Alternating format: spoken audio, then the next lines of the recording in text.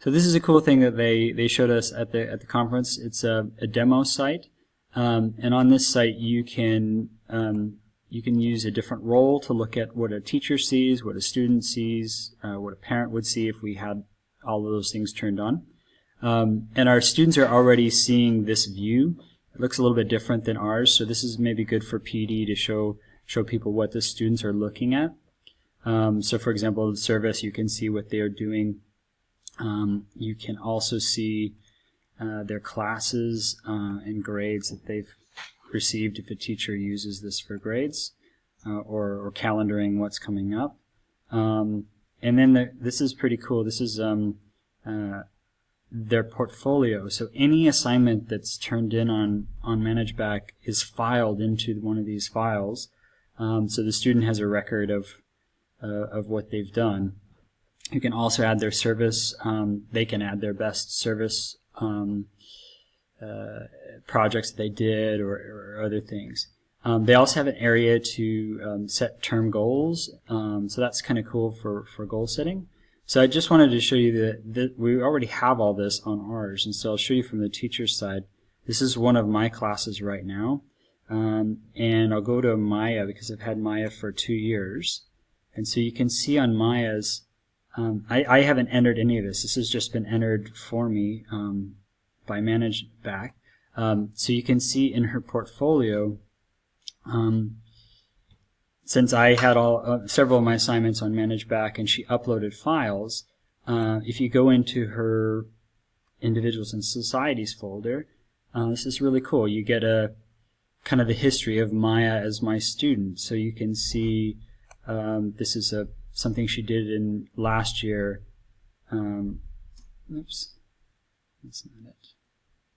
Yeah, so this is a book cover that she created in MYP3, discussing the reasons the Americans wanted to break away and form a revolution. And then if I go back, you can see what she's done this year in M4. So here's an infographic that she created. And so anyways, I think it's pretty neat to see, I can look here and see what she did in PE and her different classes. And this is all stuff that's automatically generated. And so maybe something that we could use more, especially if we continue to put assignments on Managebac. Another great thing that we looked at a little bit at the conference was how now when you create an assignment for one of your classes, it's automatically linking that into your unit planner. So you can keep track of how many assignments you have in the unit, formative and summative. And I can also filter it so it's just showing my class, or I can look and see what, for example, Steve Walton did in his class for formative assessment. So it's really cool the way they've started to link all these together. So you enter something once and it's being put into 3 or 4 places. And when your student submits a work, it's filing that for you so that you could use that at a parent-teacher conference. Another really cool feature that they have on the main page for all teachers is on the right-hand side. They have this subject center, and this is really cool for DP teachers because in the subject center they have all the DP guides. So you don't have to go to the OCC anymore to find all these resources. They're all in one spot. So for example, for economics, I can find all the criterion, the syllabus, all the info on the exams and the percentages.